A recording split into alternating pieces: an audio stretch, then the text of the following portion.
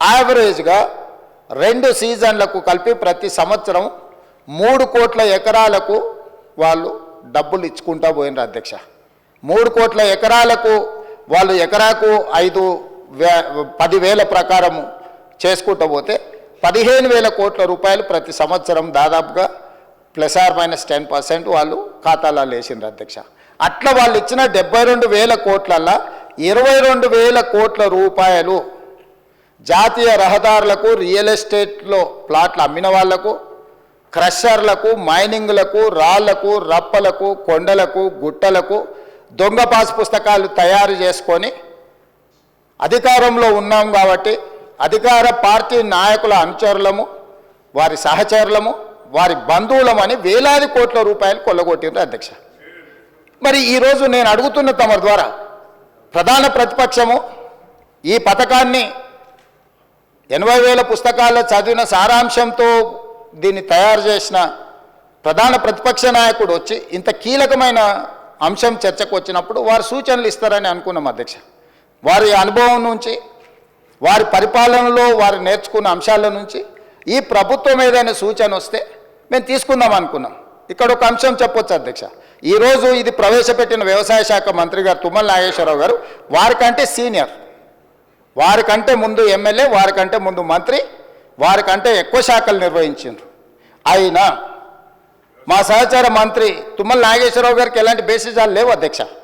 ఒకవేళ ఎవరైనా మొదటిసారి శాసనసభ్యుడైనా, ఈరోజు నేను ఎందుకు రిప్లై చేస్తున్నా, మొదటిసారి శాసనసభ్యుడు శంకర్ గారు, పాయల శంకర్ గారు కొన్ని అంశాలు లేవనెత్తితే వారు గతంలో స్థానిక సంస్థలలో ప్రజాప్రతినిధిగా పనిచేశాడు. ఎమ్మెల్యే కాకపోయి ఉండొచ్చు, ఎమ్మెల్యే కంటే ఎక్కువ ప్రజలతో మమేకమై ప్రజా జీవితంలో సంవత్సరాల కొద్ది ప్రజలలో ఉన్నారు, తనకు ఒక అనుభవం ఉంది. అది ముఖ్యంగా ఆదిలాబాద్ లాంటి వెనుకబడిన ప్రాంతం, గిరిజనులలో ఆదివాసీలు అత్యధికంగా ప్రాతినిధ్యం వహిస్తున్న ప్రాంతం నుంచి వచ్చిందంటే డెఫినెట్గా అవుట్ ఆఫ్ హిజ్ ఎక్స్పీరియన్స్ తన అనుభవం నుంచి కొన్ని ప్రభుత్వానికి సూచనలు చేసినప్పుడు ఈ ప్రభుత్వం తప్పకుండా మొదటిసారి సభ్యుడు కాబట్టి మేము వినం, అత్యంత సీనియర్ కాబట్టి ఆయన ఏ అబద్ధాలు చెప్పినా అబద్ధాలు అన్నిటిని ప్రభుత్వం స్వీకరించాలి. ఇట్లాంటి వాదనలకు ఇక్కడ తావలేదు అధ్యక్ష. తమరి నాయకత్వంలో అంశానికి ప్రాధాన్యత ఉంది, విషయాన్ని క్షుణ్ణంగా పరిశీలించే విధానం ఉంది.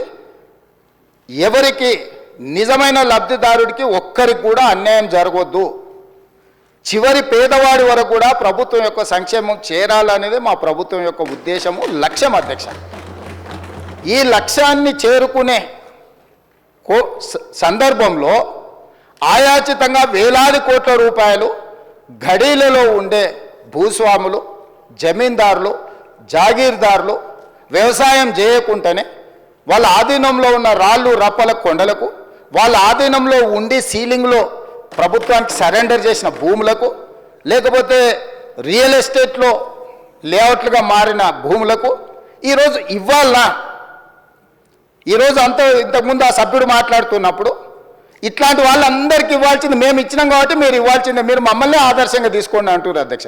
మిమ్మల్ని ఆదర్శంగా తీసుకుంటే ఈడెందుకు కూర్చుంటాం అధ్యక్ష? ఆడ కూర్చుంటాం, ఆ తర్వాత బయటకు వెళ్ళిపోతాం. మిమ్మల్ని ఆదర్శంగా తీసుకుంటే 23లో అధికారం పోయింది, 24లో డిపాజిట్లు పోయినాయి, ఈసారి ఉన్నది కూడా ఊడ్చుకపోతుంది అధ్యక్ష. మీరు కాదు కదా ఆదర్శము, రైతు ఆదర్శం, వ్యవసాయం చేసేవాళ్ళు ఆదర్శం. అట్లా కాకుండా మేమేదో అద్భుతాలు చేసినాం, మీరు అద్భుతాలు చేసినానికి అక్కడ ఉన్నారు, అద్భుతాలు చేసినానికి ఆయన గారు ఇక్కడికి రాలేకపోతున్నాడు. ఎందుకు? ఒకవేళ ఇక్కడికి వస్తే 10 సంవత్సరాలలో వారు చేసిన అద్భుతాలను మా సభ్యులందరూ అడగడం మొదలు పెడితే సమాధానం చెప్పలేని పరిస్థితి వస్తుంది, తల దించుకోవాల్సి వస్తుంది అని వారు రావడం లేదు, అది వారి ఇష్టం. మేమేం ఒత్తిడి చేస్తలేం. సభలోకి సభ్యుడు రావడం రాకపోవడం అనేది సభ్యుడు ఇష్టం. ఒకవేళ తమరు అనుమతిస్తే వాళ్ళ మధ్యలో అర్థాంతరంగా వెళ్ళిపోవచ్చు, వాళ్ళకి కావాల్సినట్లు చేయొచ్చు, మీరు అనుమతిస్తే అధ్యక్ష. అయితే ఈరోజు నేను సూటిగా అడుగుతున్నా ప్రధాన ప్రతిపక్షాన్ని కూడా, రాళ్ళు, రప్పలకు, గుట్టలకు ఇద్దామా? రియల్ ఎస్టేట్లో లేఅవుట్లు చేసి అమ్ముకొని ప్లాట్లు చేసుకున్న వాళ్ళకు ఇద్దామా? హైవేల పేరు మీద, నేషనల్ హైవేల పేర్ల మీద ప్రభుత్వం సేకరణ చేసిన భూములకు కూడా దొంగ పాస్ పుస్తకాలు తయారు చేసుకుంటే ఇద్దామా? మీ అనుచరుల ముసుగులో నకిలీ పాస్ పుస్తకాలు తయారు చేసుకున్న వాళ్ళకు ఇద్దామా?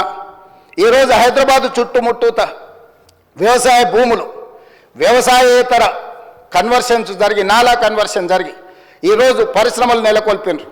వీటన్నిటి కూడా మనము ఇద్దామా?